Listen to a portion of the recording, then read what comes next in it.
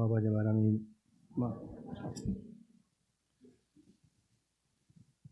드디어 봄이 오는 것 같습니다. 요즘에 유튜브에서 굉장히 인기 있는 영상이 하나 있는데 제목이 뭐냐면 가섭 스님의 대예언적중. 제가 아니 뭔지 알고 이제 박수 치시는 거예요? 그래요? 예. 제가 이제 겨울 되면은 예언을 하나 하고 여름 되면은 하도 더울 때 예언을 하나 하는데 추울 때는 따뜻한 봄이 올 거다 이렇게 예언하고 더울 때는 눈이 올 거다 예언하는데 딱딱 들어맞잖아요. 예. 그래서 여지없이 올해도 봄이 오고 있습니다. 봄이 참 짧죠, 갈수록. 네, 짧아요. 이렇게 이제 꽃샘추위가 있다가 봄인가 싶어서 이렇게 돌이켜보면은 이제 이마에 땀이 흐르고 있고, 그럴 겁니다. 계절이 이제 점점 이제, 우리나라가 사계절이 명확한 게, 분명한 게 금수강산이 되는 첫 번째 조건인데, 계절이 점점 이렇게 좀 많이 덥고 또 많이 추운 것 이렇게 좀 부처가 되는 게 아닌가. 겨울도 사실은 많이 춥지는 않죠, 옛날보다는. 네. 그래서 오늘은 이제 봄을 맞이하면서 법회를 시작을 하는데 아시다시피 저번 주부터 이번 주까지 출가 열반 제일까지 정진기간이라고 해서 저번에 우리 큰 스님께서 말씀하셨죠. 출가제일 때. 출가제일 때부터 열반제일까지 전국의 모든 사찰에서 물론 조계종 사찰에서 이 기간 동안에를 이제 기도를 하고 정진을 하는 그런 기간입니다. 제가 어렸을 때는 음력으로 12월 1일부터 12월 8일까지 성두제일까지 이때를 참동결제라 해서 아예 절에서 먹고 자고 하는 그런 수행의 기간들이 있었어요. 그리고 4분 정근을 합니다. 같이 스님들하고 신도들하고 새벽 4시, 아침에 오전에 10시, 오후 4시, 밤 10시 이렇게 해가지고 4번을 기도하고 같이 염송하고 또 정진하는 그런 기간들이 있었는데 그런 이제 어떤 수행의 어떤 연속성상에서 그렇게 종단도 제정을 해서 하고 있습니다. 법문 노르기 전에 이제 종무소에서 의뢰가 하나 들어왔어요. 어떤 의뢰가 들어왔냐면 영업을 좀 해달라고 저보고. 무슨 영업인지 아시죠? 네. 그래서 우리 천정을 이렇게 바라보세요. 천정. 네. 색깔별로 아주 아리따운 연꽃이 달려있는데 특징이 뭐예요? 꼬리표가 하나도 없죠. 네. 그래서 오늘 이제 법회 끝나고 되면 이제 꼬리표가 달기 시작해서 또 올해를 밝히는 그런 이제 연등을 밝히는 그런 불사가 이루어지는데 조금 전에 우리가 합성했던 것 중에 법공양이라고 하는 키워드가 나왔죠. 법공양. 법공양. 법공양이라는 말이 이제 법의 공양인데 그 법공양을 왜 해야 되냐 그러면 공양은 우리가 배고플 때 공양하죠. 근데 그거를 법을 공양한다는 거예요. 그 법의 공양은 나의 법생명을 움트게 사랑하게 하는 힘이 바로 법공양에 있는 거예요. 그 법공양이 잘 되려면 법공양을 잘 되려면 마음에 광명, 빛이 비춰줘야 되는데 우리의 마음의 빛을 환하게 비추는 게 연등이기 때문에 우리가 연등에 동참을 해서 1년 동안에 이제 자기의 마음에 빛을 밝히고 그게 바로 법공양이고 그 법공양은 나의 법생명을 키워내는 그러한 힘이 된다. 그러니까 연꽃을 연등 접수를 오늘 이제 집에 가시기 전에 다 하고 하셔야 되겠죠? 네. 이래야지 영업에 좀 영업이 좀 있어야 되는데 이렇게 말했는데 저 오후에 신도분들이 등급수가 하나도 안 됐다 이러면 제 체면이 말이 아니겠죠? 체면 좀 세워주시기 바랍니다. 네. 네. 오늘은 이제 출가제일부터 시작해서 오늘은 열반제일이죠. 열반제일. 근데 우리가 천수경을 이제 쭉 공부를 하고 있는데 어떻게 인연이 딱 들어맞게 그 구절에 맞는 그런 이제 구절을 오늘 공부를 같이 이야기를 나눠보고자 합니다. 오늘은 이제 나무대비 관세음 그 다음 구절이 원화속도 개정도예요. 원화속도 개정도 개정해 이렇게 나온 데도 있고 또 어느 옛날 오래된 경전에는 개, 족도 이렇게 발족자 써가지고 그렇게 구절이 있는데 다 틀린 말은 아닙니다. 개정도 개정해를 어서속히 얻어지이다. 그 다음에는 나무대비 관세음 한 다음에 원화 조득 원적사이 됐어요. 원적사는 열반언덕 여서서 올라지다라는 건데 열반산이라고 하는 말이죠. 다른 걸 표현하면 원적사는 열반산이다. 그래서 오늘은 이제 열반에 대해서 좀 말씀을 좀 드릴까 하는데 말씀을 이어가기 전에 그 밑에 좀 굵은 글씨 되어 있는 구절이 있죠. 이거를 한번 합성을 해보도록 합시다. 왜 그러냐면 부처님께서 우리에게 남기신 마지막 말씀이에요. 유언이기 때문에 우리는 이제 부모님한테 유언을 들으면 마음에 새기죠. 그래서 그걸 꼭 기억하고 또 그렇게 실천을 노력을 하는 것처럼 우리 영원한 스승인 부처님의 마지막 유언이기 때문에 이 구절은 마음에 새기게 된다. 그래서 함께 합송하도록 하겠습니다. 자, 시작. 세상은 덧없다. 게으르지 말고 부지런히 정진하라. 낙숫물이 바위를 뚫듯이. 자, 한 번 더 하겠습니다. 세상은 덧없다. 게으르지 말고 부지런히 정진하라. 낙숫물이 바위에 뚫듯이. 한 번 더 할까요? 세상은 덧없다. 게으르지 말고 부지런히 정진하라. 낙숫물이 바위를 뚫듯이. 이게 마지막 이제 유언을 하시고 이제 인멸에 드시는데 부처님의 열반을 다른 말로는 반열반이라고 표현합니다. 그래서 반열반은 마음이 열반을 이미 들었지만 이 육체까지도 완전히 열반에 든 상태를 이제 반열반이다 이렇게 얘기를 합니다. 그런데 열반을 얘기할 때 보통은 앞에 붙는 키워드가 뭐가 있어요? 해탈이라는 말이 있죠. 해탈 열반 이렇게 같이 얘기를 합니다. 그래서 해탈이라는 말과 열반이라는 말은 같은 말이에요. 같은 말인데 이 열반이라는 게 뭐냐 그러면 어떤 게 열반이냐? 니르바나라는 말이 있어요. 들어보셨죠?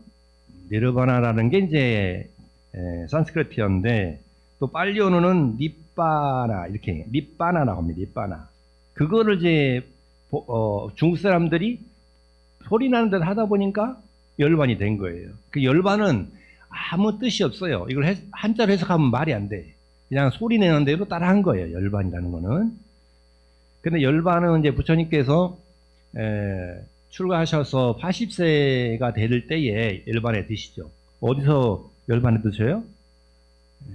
사라상수 구시나라에서 열반에 드시잖아요. 마지막 춘다의 공안을 받고 이제 길을 가시다가 춘다의 그 버섯 요리 공양을 이제 마지막 준비를 많이 해놨는데 부처님이 구시나라에 좀 늦게 도착했어요. 그때는 이제 쭉 걸어서 유행을 하니까. 근데 이 버섯 요리가 좀 상했던 것 같아요. 근데 그거를 마다않고 드시고 나서 속에 탈이 나십니다. 그러니까 지금으로만 2질에 걸리신 것 같아요. 2질. 그래서 이제 배앓이를 하시고 좀 어느 경전에 보면은 혈변을 보셨다는 말도 나와요. 80 노구에 계속 이제 그렇게 배앓이를 하니까 건강이 안 좋으시잖아요. 근데 그때 마치 이제 그 전에 이미 3개월 전에 당신의 임명을 말씀을 하셨어요. 그래서 구시나갈에 도착해서 아란다가 이제 시자니까 시자의 아란다를 불러서 자리를 펴라 합니다.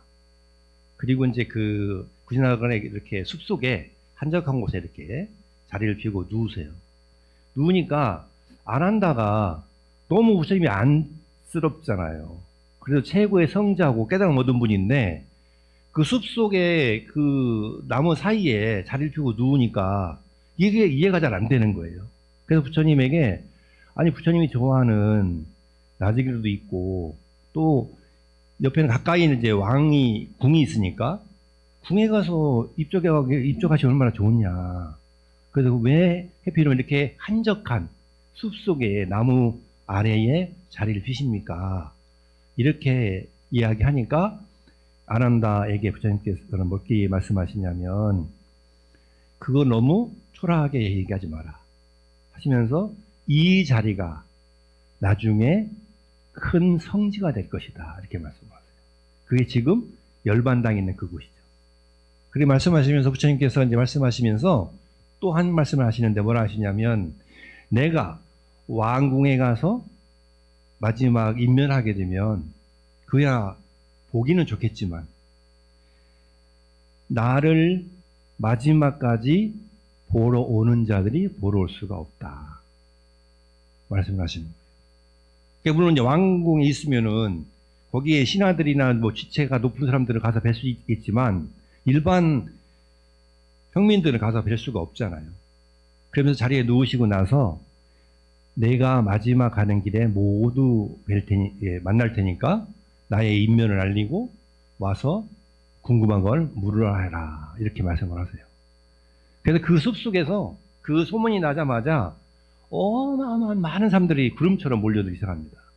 그래서 처음에는 한두 분이 이렇게 이제 마지막 모습을 내려고 하다가 너무 사람이 많이 모이니까 그 다음에 이제 그룹을 이렇게 짜서 부처님을 뵙죠. 그리고 이제 마지막에 제자들이 다 모여서 마지막 말씀을 듣는데 부처님께서 마지막 궁금한 게 있으면 물어라. 마치 아주 친한 친구에게 궁방을 묻듯이 아주 가벼운 마음으로 물어라 이렇게 말씀을 하세요. 왜 그러냐? 부처님께서는 인면을 이미 말씀하셨고 제자들 입장에서는 너무 엄숙해지잖아요. 그러니까 그 부처님께서 그렇게 하지 말고 친구에게 묻듯이 물어라. 그런데 첫 번째 이렇게 말씀을 하셨는데 제자들 중에 누구 하나도 질문한 사람이 없는 거예요. 그러니까 두 번째도 말씀을 하십니다. 그래도 제자들이 누구도 하나 물어본 사람이 없어요. 세 번째 또 그걸 말씀을 하세요. 그러니까 제자들이 아무 대꾸도 안 하니까 그러면 마지막 이야기를 하겠노라 하시면서 말씀하신 것이 같이 읽었던 세상은 덧없다 이렇게 말씀을 하시면서 게으르지 말고 도전에 정진하라 이렇게 말씀하시는데 물론 이거의 두 번째 구절입니다. 두 번째 구절. 첫 번째 구절은 어디에도 의지하지 말고 스스로 의지해라. 그리고 법에 의지하라. 라는 자등명, 법등명 말씀을 하시죠. 그리고 나서 세상은 덧없다 이렇게 말씀하시면서 부처님이 이제 열반에 드시죠. 물론 이제 드시는 과정 속에서 여러 가지 이제 에피소드들이 있어요. 그 중에 이제 재미난 것 중에 하나 또 말씀을 드리면 부처님이 같이 출가한 분이 같이 출가해서 도와준 사람이 있어요. 마부, 찬타카. 칸타카는 이제 말 이름이고 찬타카는 마부 이름이에요. 그런데 마부가 나중에 출가를 합니다. 출가했는데 그리고 사실은 부처님 출가해서도 제일 옆에서 오래 머물렀던 사람이잖아요. 그건 이제 출가하면서 당신의 그런 이제 화려한 옷을 벗고 거린의 옷을 갈아입고 그 옷과 그리고 당시 길었던 머리를 잘라서 그 마부에게 왕궁을 돌려보내잖아요. 본인의 어떤 그런 출가의 결심을 보이기 위해서. 근데 그 마부가 나중에 출가를 하는데 이 마부가 사실은 굉장히 속을 많이 썩입니다. 마지막까지 교화를 못한 제자 중에 한 명이에요. 왜 속을 썩이냐면 출가하고 나서 교단이 형성되고 나가지고 보니까 자기가 제일 부처님 가까운 줄 알았는데 자기는 뒷전이고 사리불, 목건년 이렇게 막 굉장한 분들이 옆에 와가지고 상수자라고 하니까 이 마부가 약간 질투심 날 거 아니에요. 그러니까 옛날 얘기를 자꾸 해요. 어떤 옛날 얘기 하냐면 부처님이 출가하기 전에 완국이 같이 살았잖아요. 그러니까 출가하기 전의 모습을 제일 많이 아는 사람 중에 한 사람이에요. 그러니까 옛날에 왕자로 있을 때에 내지는 이 야스라와 결혼을 하고서 그런 궁생활이 있을 때 얘기를 자꾸 얘기를 하는 거예요. 그러니까 내가 이제 그 얘기는 뭐예요? 내가 부처님에 대해서 제일 많이 아는 사람이다 이렇게 얘기를 하죠. 그래서 마지막에 이제 그 당신이 인면하려고 눕고 나서 이 찬타카 얘기를 부처님께서 하십니다. 혹여나 내가 인면하고 나서 찬타카가 또 많은 이야기들을 할지 모른다. 그때에 나의 제자들은 묵빈대처하라 이렇게 말합니다. 묵빈대가 여기서 나온 거예요. 누군가가 비방을 하거나 안 좋은 소리 하면은 묵빈대처하라. 또 외도들이 뭐라 하면 묵빈대처하라 이렇게 말씀을 하셨다고 전해지잖아요. 근데 사실 그 어원이 어디서 나오냐면 이 찬타카 때문에 하신 말씀이에요. 그게 하나 달라요. 조재님이 이제 임면을 하고 났는데 또 이제 그 부처님의 옛날 얘기를 이제 막 이제 하는 거예요. 그러니까 부처님의 제자 한 사람이 찬타카를 부릅니다. 그리고 마지막 말씀 중에 너의 이야기도 있다. 이러면서 그 얘기를 해주는 거예요. 너가 어떤 얘기를 할 때 모든 제들이 묵빈대차라고 부처님이 말씀하셨다. 그러니까 부처님이 마지막에 이제 가시면서 그 말씀하신 얘기가 뭐예요? 얼마나 이 소화를 하셨겠어요, 부처님께서. 제자 중에 옛날부터 아주 출가하기 전부터 알고 지낸 인연이 있는데 그 인연이 정진하고 수행할 생각을 안 하고 맨날 옛날에 생각이 사로잡혀가지고 옛날 얘기만 하고 있으니까 얼마나 안타까웠겠어요. 그 얘기를 이제 딱 전해주니까 그 얘기를 들은 찬타카가 너무 놀라는 거예요. 그래서 경전에 보면 3번 기절한다고 나옵니다. 그 얘기 듣고 일어나서 깨어났다 그 얘기 다시 한 게 또 기절하고 또 기절하고. 그러니까 부처님이 얼마나 자기 때문에 노심초사인지를 아는 거죠. 그때 이 찬타카가 마음을 먹고 열심히 수행정진해가지고 아란까지 정득합니다. 그래서 부처님이 인멸 후에 부처님 제자 중에 아란까 정득한 사람 중에 한 사람이 찬타카예요. 마지막까지 교화가 안 된 제자 중에 한 사람이었죠. 그런 에피소드들이 있는데 그만큼 이제 부처님께서 이제 열반에 쭉 들리면서 얼마나 많은 아쉬움이 있었겠어요. 더 많은 사람들을 교화를 하고 더 많은 사람들 깨달음의 길로 인도하고 싶었는데 장기 육신의 그런 인연은 다 해서 인면에 드니까 마지막까지 그 병상에 누워서도 한 사람이라도 더 제접을 하려고 노력하셨던 거예요. 그리고 마지막에도 이제 더 혹시라도 궁금증이 있을까봐 그 제자들에게 3번이나 있는 힘을 다해서 당신 지금 숨이 넘어가는데 마지막에 그 힘을 모아서 제자들에게 물어보는 거거든요. 궁금한 거 있으면 물어라. 아주 친한 친구에 묻듯이. 그러니까 우리도 그런 마지막에 부처님이 가시는 모습을 보면 참 위대한 분이다라는 걸 다시 한번 느끼게 되면서 그래서 그런지 모르겠지만 우리가 지금도 열반당에 가서 부처님이 이렇게 쭉 이렇게 누워 계신 오른쪽 손을 이렇게 펴고 누워 계시잖아요. 그 모습을 딱 배우는 순간 자기도 모르게 환희심이 나고 또 환희의 눈물이 나는 그런 경험을 하게 되죠. 열반당에 가보시면 그렇죠. 안 가보신 분 계세요? 다 가보셨죠? 혹시라도 안 가보신 분 있으면은 내가 이 생에 이 세계 인연이 다 하기 전에 내가 적어도 부처님의 4대 성지는 가봐야 되겠다는 원을 세우셔야 돼요.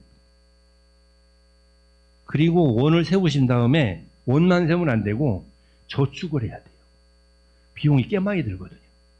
그래서 이제 저축을 딱 한 다음에 스님한테 이제 말씀을 하셔야 돼요. 인도를 가고 싶다. 그러면 이제 이렇게 성지 순례단이 다 꾸며가지고 가게 되는데, 그래서 부처님의 최초 설법지라든지 성도지라든지 열반, 그 다음에 법문을 하셨던 영축산이라든지 이런 데는 꼭 한번 가보셔야 됩니다. 특히 열반당이나 아니면은 녹약원이라는 데 가보면 내가 왜 그 많은 종교 중에, 그 많은 철학 중에, 그 많은 사상 중에 내가 부처님을 인연했는지를 알 수가 있어요. 내 안에 깊은 곳에서 부처님하고 인연이 자기도 모르게 알게 됩니다. 구시나 열반당에 가면 특히 부처님이 그렇게 그리울 수가 없고, 또 부처님이 지금 살아계시다면 얼마나 좋을까. 부처님 살아계실 때는 가가지고 그냥 물으면 부처님께서 즉시 궁금증을 해결해주고 마음의 갈증을 달래주고 또 마음을 편안하게 하는 그런 법문들을 해주셨기 때문에 열반당에 가면 그런 게 더 사무치게 느껴지죠. 그래서 열반당 마지막 열반 하시면서도 이제 하셨던 말씀이 세상은 더덥다라는 거고, 그리고 게으르지 마라. 이 게으르지 마라는 것은 몸도 하지 말라는 소리지만은 첫째는 마음이 게으르지 마라라는 겁니다. 마음이 게으르지 마라. 그리고 부지런히 정진하라. 마치 낙숫물이 바위를 뚫듯이. 그러니까 이거는 이제 꾸준하게 하라는 거예요. 이게 수행이나 정진이라고 하는 거는 벼락 공부처럼 되는 것이 아니라 정말로 하나의 내가 기도를 잡았으면 그 기도를 꾸준하게 할 수 있는, 정진할 수 있는 그런 거죠. 그래서 이제 마음에 그렇게 정진하면은 결국은 그 누구나 최고의 경지인 열반에 이를 수가 있다. 그러니까 열반이라고 하는 거는 마음에 번뇌가 다한 거거든요. 번뇌가. 그래서 이제 다른 말로는 일체의 괴로움이 사라진 상태를 이제 열반이라고 말하고, 이거는 불교의 핵심 가치이기도 하죠. 그래서 우리가 이고등락이라는 말이 있습니다. 이고등락. 괴로움을 여의고 즐거움을 얻는다. 근데 그 괴로움을 여인 상태, 그게 열반이라는 거잖아요. 괴로움을 먼저 여의는 게 중요하기 때문에. 그래서 이제 이거를 멸이라고, 한자로 멸이라고도 말하기도 하고, 멸도도 표현하기도 하고, 또 정멸이라고 표현하기도 하고, 또 원적이라고 표현하기도 해요. 그래서 원적은 이제 스님들이 돌아가시면 그때 원적하셨다 이렇게 표현하거든요. 원적했다. 원적이라는 말은 이제 아주 고요한 상태로 이뤘다라는 거죠. 부처님께서 보리수 아래에서 성도를 하실 때 모든 번뇌가 사라진 열반을 증득한 거예요, 부처님은. 그리고 구시나간에서는 반열반을 증득하신 거나 이렇게 이해하시면 좋을 것 같습니다. 그 열반이라고 하는 것 자체는 이 괴로움이 사라진 거기 때문에 두 번째 장에 보면은 열반경에 사리불에게 누군가 열반에 대해서 물었습니다. 사리불에게. 그때 사리불은 뭐라고 말씀을 하냐면, 버치여 탐욕의 소멸, 또 노여움의 소멸, 어리석음의 소멸, 이것을 일컬어 열반이라고 한다. 그러면은 이 탐욕과 노여움과 어리석음, 이거는 다른 말로 뭐라고 그래요? 삼독이라고 그러죠. 삼독. 다른 말로는 삼화라고 표현합니다. 세 가지 불기. 이게 세 가지 불기를 항상 내 마음에 타고 있는 거예요. 그 독이니까 또 독소라고 하잖아요. 요즘에 그 건강을 위해 가지고 몸에 독을 빼는 그런 이제 음료도 있죠. 그걸 뭐라고 그래요? 네? 해독 주스 이런 거 하잖아요, 그죠? 네. 그래서 여러 과일 막 갈아가지고 먹으면 해독 주스라 그래가지고, 해독 주스를 먹으면은 일어나는 현상이 뭐예요? 편안한 상태에 이를 수 있죠. 네. 뭔가 괴로운 안에 뭔가 꿉꿉했던 것들이 다 밖으로 배출돼서 편안한 상태로 이루어지는 게 해독 주스의 효능 아니겠어요? 근데 그렇게 이제 우리는 마음에도 그런 독소가 있다는 거예요. 그 독소가 물론 욕심 때문에 오는 거죠. 첫 번째로는. 그 욕심이 안 채워지면 어떻게 돼요? 화를 나게 되는 거죠. 그리고 이제 어리석음이라고 하는 거는 뭐라 그랬어요? 그 화내는 거하고 또 내가 욕심이 나인 상태를 모르고 거기에 빠져드는 거예요. 그거를 어리석음이라고 얘기합니다. 어리석음. 화를 내는 사람이 화내는 게 더 강화돼요. 그게 어리석음인 거고, 화내는 줄 모르고 화를 내는 게 어리석은 거고, 욕심이 마음에서 올라오는데 욕심 나는 줄 모르고 거기에 빠져드는 게 어리석음이에요. 그러니까 우리가 욕심을 좀 내려놓자는 것, 또 화를 내지 말자는 것, 이게 어떻게 보면은 우리 일상생활에서 열반으로 가는 길이기도 하는 거예요. 그러니까 열반의 길이 아주 거창하고 뭐 고차원적인 게 아니라 어떻게 한다? 욕심을 좀 내려놓고 화를 좀 덜 내고 하면은 열반으로 조금씩 가는 거예요. 근데 마음에 욕심이 드글드글하고 또 보는 데마다 화를 내면 그거는 열반하고 멀어지는 거죠. 열반하고 멀어지는 길을 가는. 그래서 이 탐진치 삼독을 제어하기 위해서 부처님께서는 이 세 가지를 배워야 된다라고 해서 사막을 말씀하셨어요. 사막은 계, 정, 해죠. 계라고 하는 거는 실화. 우리가 지켜야 할 약속인 거예요. 약속. 우리 5가지 약속을 했죠. 그죠? 살도 음망주. 살생하지 않고, 남의 거 훔치지 않고, 그 다음에 거짓말하지 않고, 음행하지 않고, 그 다음에 정신을 혼미하게 하는 약물이나 발효된 음식을 너무 많이 먹지 않는다라는 거잖아요. 5가지. 이게 이제 계예요. 계, 기본적인. 근데 이 5개의 계를 바치고 있는 아주 기본적인 3기의계가 있어요. 그게 뭐냐면 부처님을 믿겠습니다. 부처님 가르침을 믿겠습니다. 그리고 부처님 가르침을 잘 실천하는 스님들을 믿고 따르겠습니다. 라고 하는 게 3기의계예요. 그리고 그걸 바탕으로 해서 이 삼발인을 딱 받침을 해서 그 위에 나의 생활을 살도 음망주 하겠습니다. 살생하지 않고 도둑질하지 않고 그 다음에 음행하지 않고 또 거짓말하지 않고 술 마시지 않고 참 어렵죠 이게. 근데 이렇게 5가지 지키는 게 이제 계란 말이죠. 그래서 그 계를 잘 지키면은 뭐가 된다는 거예요? 마음이 고요해지고 이 정이라고 하는 거는 안정된 상태.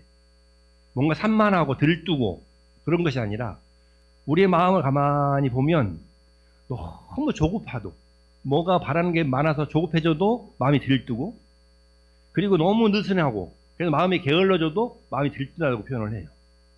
이 정이라고 하는 거는 들뜬 상태도 아니고 너무 느슨해서 게으른 상태도 아니고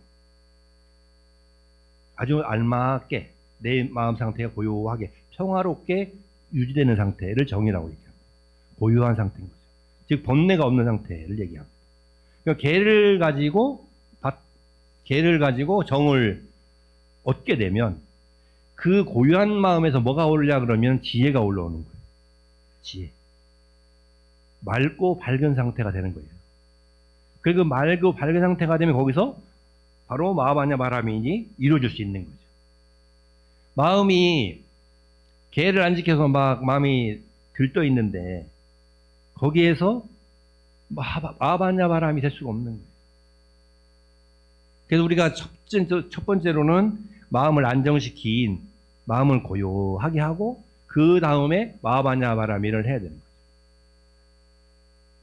거죠. 다시 말씀드리면 몸에 해독 주스를 먹고 독을 다 좀 빼내고 그래야 몸이 자정력이 생겨가지고 몸이 건강해지는 거잖아요. 그러니까 자정력이 사라져 있는 상태에서 건강해질 수 없기 때문에 우리가 해독 주스는 결국은 우리의 몸의 스스로가 이겨낼 수 있는 힘, 자정력을 키워나가기 위한 거라는 거예요. 그러면 알아서 몸은 건강해지는 거죠. 독소만 제거하면.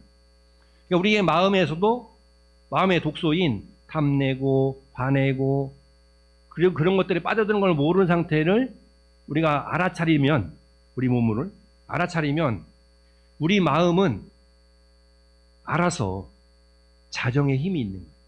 그걸 발보리심이라고 얘기합니다. 발화한다. 밖에서 만들어지는 게 아니라 내 원래 가지고 있던 참성품이 드러난다. 본래에 붙다라고 하는 게 드러난다. 라는 거잖아요. 그게 바로 이제 개정의 사막을 우리가 배워야 되는 이유인 거죠. 개정의 사막을 잘 배우면 그 다음에 삼독심이 사라지는 거잖아요. 이게 서로가 대치되어 있는 거예요. 그러니까 우리가 일상적으로 이제 이 개라고 하는 것 자체를 일상에서 잃어버리고 살 경우가 많죠. 살다 보면. 왜 잊어버려요? 바빠서. 바빠도 너무 바빠요.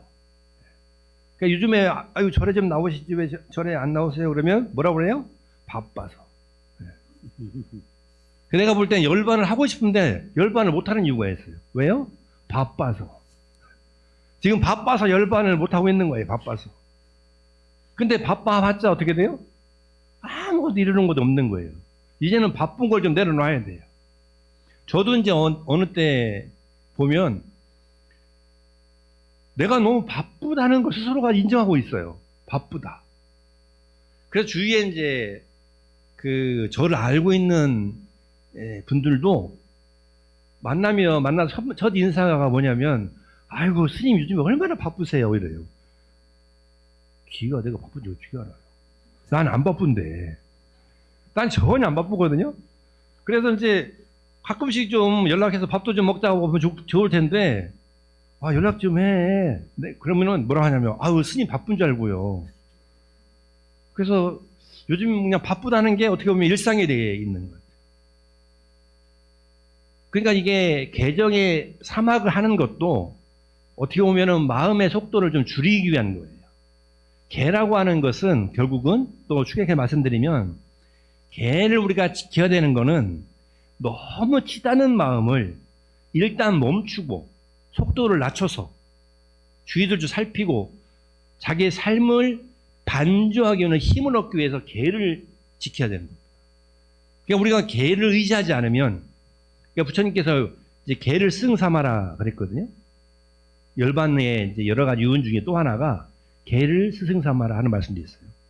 근데 그 개라고 하는 거는 나를 구속하거나 막으려고 하는 게 아니라 나의 치닫는 이의 마음의 속도를 좀 늦추고 자신의 안전하게 삶을 영위할 수 있도록 하는 게 이 개의 원래의 목적이에요. 우리가 이제 도로 다니다 보면 30km, 60km, 100km, 110km 이렇게 돼 있는 데가 있잖아요. 도로에. 그거 지켜야 되잖아요. 안 지키면 어떻게 돼요? 벌금 날라오는 거는 뭐 기정사실이죠. 근데 그 속도를 맞춰서 가라는 얘기는 어떻게 해야 하는 얘기예요? 안전하게 가라는 얘기잖아요. 안전하게 가라. 마치 개라고 하는 것은 그런 거다라는 거죠. 우리가 너무 바빠. 그 바쁜 거를 좀 내려놓고 개정의 사막을 통해서 자기 삶을 점검하라는 거잖아요. 살생하지 마라 그래. 살생하지 마라. 살생하지 마라 그러는데 내가 누군가 생명을 죽이지 말아야지. 이건 당연한 거고, 여기서 끝나는 것이 아니라 살생하지 말라는, 내가 누군가에게 혹시라도 억압되어 있고 갇혀있는 생명들 내가 풀어줘야지 라고 하는 방생의 마음을 내라는 거예요. 그러니까 이 살생하지 마라라고 하는 거는 뭘 얘기하냐면 자비라는 거하고 연결되어 있는 거예요. 자비라고 하는 거. 살생은. 그래서 우리의 마음 속에 씨앗이 있는데, 이제 우리 봄이 되면 이제 새싹이 나잖아요. 근데 우리 마음 속에 자비라는 종자가 있는데, 우리가 태어날 때 자비라고 하는 종자를 가지고 태어나요. 근데 이 생에 와가지고 알게 모르게 내 생명을 유지하기 위해서 타인의 생명을, 내 생명으로 인해서 내 생명이 유지되는 거란 말이죠. 그것이 동물이든 식물이든. 그러니까 이 불살생이라고 하는 거는 할 때 우리 일상생활에서 내 마음의 자비종자가 점점 사라진다 이거예요. 자비가 사라지면 어떻게 돼요? 마음이 차가워지고 어두워지고 굳어지는 거잖아요. 자비가 사라지면. 자비가 넘쳐나면 어떻게 돼요? 마음이 온화해지고 따뜻해지고 포용력 있게 되고 그러죠. 그러니까 자비라고 하는 것이 그만큼 중요한 겁니다. 근데 세월이 살아갈수록 나이가 들어갈수록 그렇게 마음이 넉넉해지느냐? 과연 그럴까요? 그렇지 않습니다. 나이가 들어갈수록 마음이 밴데기, 그 다음 말은 못하겠네. 밴데기가 돼요, 밴데기. 밴데기, 딱지라고 그러죠? 그만큼 좁아진다는 거죠. 왜 그러냐면, 우리가 알게 모르게 그렇게 살아왔기 때문에 그런 거예요. 그래서 이 불살생이라고 하는 건 단순히 생명을 아사하지 마라가 아니라 내 마음의 자비종자를 키워내라는 뜻입니다. 그런 당부가 있는 거거든요. 그리고 이제 두 번째로 뭐야? 남의 것을 함부로 취하지 마라. 이거는 복덕종자가 있어요. 사람은 자기가 먹고 살. 근데 이게 알게 모르게 남 걸 욕심내는, 남은 걸 취하고 싶어하는 마음 때문에 복덕이 점점 줄어요. 그러니까 이거는 이제 나눠 쓰는 마음으로, 보시하는 마음으로 이거를 키워내야 됩니다. 내가 지금 가난하게 사는 이유는 내가 알게 모르게 무식업내로 남의 것을 탐했던 인연이 있는 거예요. 그래서 나의 재산이 술술 새는 거예요. 어떤 사람들은 정말 열심히 일을 하는데, 아껴 쓰는데, 100원을 열심히 해가지고 100원을 모아놓으면은 110원이 나가는 일이 생겨요. 네? 오래간만에 고생 해가지고 100만 원을 모아놨는데 150만 원이 나가는 일이 생겨요. 이게 내 마음에 복덕종자가 메말랐기 때문에. 그런 사람일수록 그렇게 나는 왜 돈이 안 모아지지? 이런 사람일수록 자꾸 베풀어야 돼. 친구 만나면 본인이 밥값도 좀 내고, 안 되면은 그렇게 물질적으로 하는 게 안 되면 봉사라도 해야 돼. 봉사라도. 절에 와서 청소도 하고 마당도 쓸고, 그리고 이제 우리 금강연세가 운영하는 복지관도 있잖아요. 또 사회적 기업도 있잖아요. 도시락 배달도 해보고, 또 경로식당에 가서 설거지도 해보고, 그렇게 하면서 이 스스로가 메말라갔던 이 복덕이라고 하는 종자가 싹이 트고 또 입이 나고 열매를 맺어야 넉넉하고 여유로운 삶을, 풍요로운 삶을 살 수 있는, 그게 바로 이제 두 번째 불토도의 간절한 바람이란 말이죠. 그 다음에 세 번째로는 뭐가 있어요? 거짓말 하지 마라. 사람은 이제 진실한 종자가 있어요. 사람 누구나. 진실한 종자. 근데 우리 이 생에 와서, 뭐 전생까지 얘기할 거 없고, 이 생에 와가지고 알게 모르게 좋은 일이든 나쁜 일이든 거짓말을 한 번도 안 해본 사람 있을까요? 없어요. 거짓말을 알게 모르게 하게 되죠. 그러면서 나의 진실한 종자가 사라지는 거예요.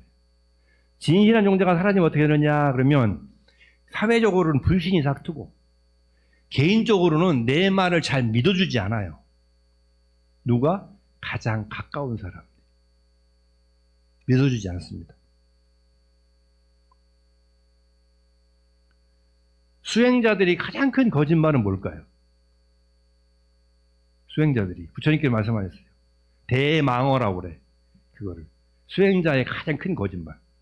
깨달음을 얻지 못했으면서 깨달았다고 말하는 사람. 난 깨달았어. 그렇게 말하는 사람. 그걸 대망어라고 하는데, 그게 사람의 진실한 관계를 어그러지게 하죠. 근데 이 거짓말은 습관이에요. 100% 습관입니다. 거짓말뿐만 아니라 또 이간질이라든지 욕설이라든지 이런 것도 다 거기에 해당이 되죠. 말로 하지 말라는 거죠. 그래서 진실한 종자를 지켜내라라는 거. 그 다음에 이제 음행하지 마라라는 거죠. 삿된 음행을 하지 마라라고 해요. 삿된 음행, 삿된 음행. 삿된 음행이 있고 그 다음에 정음이 있을 거 아니에요. 바른 음행도 있을 거 아니에요. 암경에는 정음이라고 나옵니다. 정음. 사음과 정음으로 나누죠. 정은 뭐냐면 자기의 반려자, 사랑하는 사람과의 사랑. 이거는 정음이라고 표현하고 그 외에 사랑을 하면은 이게 삿된 음행인데 그 삿된 음행은 사랑 없이 사랑을 하는 건데 저도 이게 굉장히 궁금했어요. 삿된 음행이 뭐냐. 그래서 제가 군에 있을 때 제가 군종병이었기 때문에 법사님한테 물어봤어요. 법사님이 삿된 음행이라는 규정은 어떻게 해야 됩니까? 물론 이제 뭐 쉽게 말하면 바람 피는 건데 뭡니까? 그러니까 법사님이 뭐라고 하냐면 대가를 치르고 사랑을 하면 그게 삿된 음행이다. 그게 물질이 됐든 뭐가 됐든 우리가 이제 이제 대가를 치르고 사랑하면 안 되는 거예요. 자기 반려자 외에 다른 사람하고. 그 삿된 음행을 많이 하면 어떻게 하느냐? 우리가 청정종자가 있는데 청정종자 우리 마음속에 청정이 뭐예요? 건강한 거예요. 건강. 그 청정종자 무너진다는 거예요. 그 삿된 음행을 많이 하면 어떻게 돼? 건강이 안 좋아진다는 거예요. 건강이. 청정종자 사라지니까.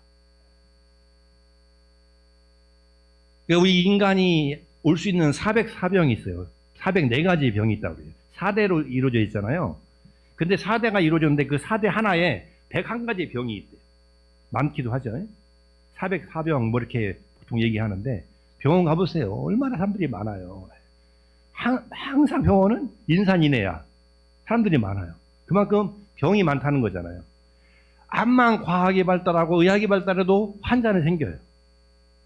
근데 그 환자가 생기는데 그게 여러 가지 이런 음행으로 인해서 생기는 질병들이 굉장히 많습니다. 그러니까 우리가 건강을 지키기 위해서는 정음만 해야 된다. 근데 이제 마음도 마찬가지예요. 마음으로 음행하면 안 되는 거예요. 그리고 이제 마지막으로 제일 어려워하는 게 이제 불음주죠. 술 마시지 마라. 근데 술 마시지 마라는 정신을 혼미하게 하는 약물이나 발효 음식을 과다하게 먹지 마라라는 거예요. 술이 그렇죠, 술이. 술이 뭐 먹다 보면 술이 이제 사람을 먹어버리니까 문제죠. 세계에서 술 소비가 가장 많은 나라, 당당하게 우리나라가 탑 10에 들어가죠. 술 소비가 가장 많은 나라 중에 하나입니다. 이 술 소비가 가장 많아요. 많이 하는 거죠. 근데 술을 많이, 이게 술뿐만 아니라 그렇게 정신이 혼미해지는 중독성이 있는, 뭐 마약도 마찬가지고 중독성이 있는 그런 거를 취하게 되면 지혜종자라고 하는 것이 사라진다는 거예요. 어리석어진다는 거잖아요. 어리석어진다는 말은 뭐예요? 어떤 경계에 빠져들 가능성이 많다는 거예요. 마음이 혹해질 가능성이 많다. 마음이 밝지 못하면 누가 어떤 말을 거기에 쏙 빠져들고 어떤 좋은 것이 보면은 거기에 빠져들고 이게 빠져드는 힘이 강화되는 거죠. 이게 적당하게 해야 된다. 그래서 특히 이제 이 마지막에 이 지혜종자를 지키는 이 불음주는 부처님께서는 과문이라고 말씀하세요. 과문. 과실의 문. 이 술을 많이 먹으면 36가지의 실수를 하게 된다. 살면서. 득이 되는 것보다는 잃어버린 게 더 많다라는 거예요. 그래서 과문이라고 표현하셨어요.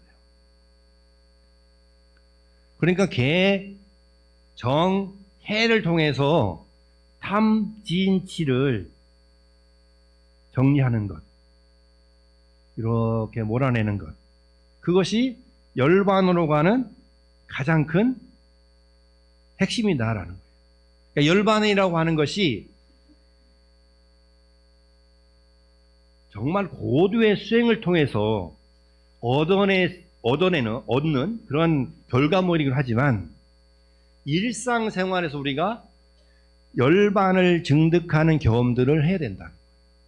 근데 그 열반이라고 하는 건 뭐예요? 마음이 고요한 상태, 번뇌가 없는 상태, 탐욕이 없는 상태, 노여움이 없는 상태, 이것들이 겹겹이 쌓여야 열반이 얻을 수 있다는 거예요. 그러니까 열반이라고 하는 건 하루아침에 얻어지는 로또 같은 존재가 아니라는 거예요. 평소에 욕심을 좀 내려놓고, 그리고 노여움을 좀 줄이고, 그리고 내가 욕심에 빠져 있는지를 살피고, 내가 노여움에 빠져 있는 걸 살피고, 그게 열반으로 가는 길이다. 자, 여러분 일상생활에 돌아가서 화낼 일이 생기잖아요. 또 누군가에게 짜증을 낼 일이 생기잖아요. 그 순간에 내가 짜증을 내면 안 되지, 내가 화를 내면 안 되지, 이렇게 마음을 한번 싹 돌리는 게 번뇌의 길에서 열반의 길로 전환하는 길인 겁니다. 그렇게 마음을 전환시켜야 열반이 이룰 수 있다는 거예요. 그것이 부처님께서는 그런 순간순간의 노력들을 우리 서강모니 부처님께서는 몇 년을 하셨다? 500세를 했다는 거예요. 500세. 500세. 500번을 거듭거듭 하시면서 서강모니 부처님이 됐다는 거예요. 하루아침에 이루신 게 아니죠. 근데 지금 내가 오늘 내가 화 한번 냈다고 그래가지고 큰일 나리요. 큰일 납니다. 내가 오늘 욕심만 부렸다 해서 큰일 나리요. 큰일 납니다. 그 씨앗이 언젠가는 발화하고, 그 씨앗이 언젠가는 내 것이 돼서 내 살림이 되기 때문에 그렇습니다. 우리가 오늘 열반제를 맞이해서 부처님께서 우리에게 간곡히 간절하게 말씀하셨던 마지막 유언처럼, 부처님이 마지막 유언은 세상은 덧없다, 게으르지 말고 부지런히 정진하라, 낙숫물이 바위를 뚫듯이 라고 했는데, 여기 말에는 뭐가 있어요? 제발 부처님께서 요즘 언어로 표현하면, 요즘으로 말씀하시면, 요즘으로 이렇게, 지금 만약에 부처님이 마지막에 우리에게 유언을 남기신다면 이렇게 말씀하실 것 같아요. 제발 잘 살아라. 잘 살아라. 그리고 편안하게 살아라. 그리고 건강하게 살아라.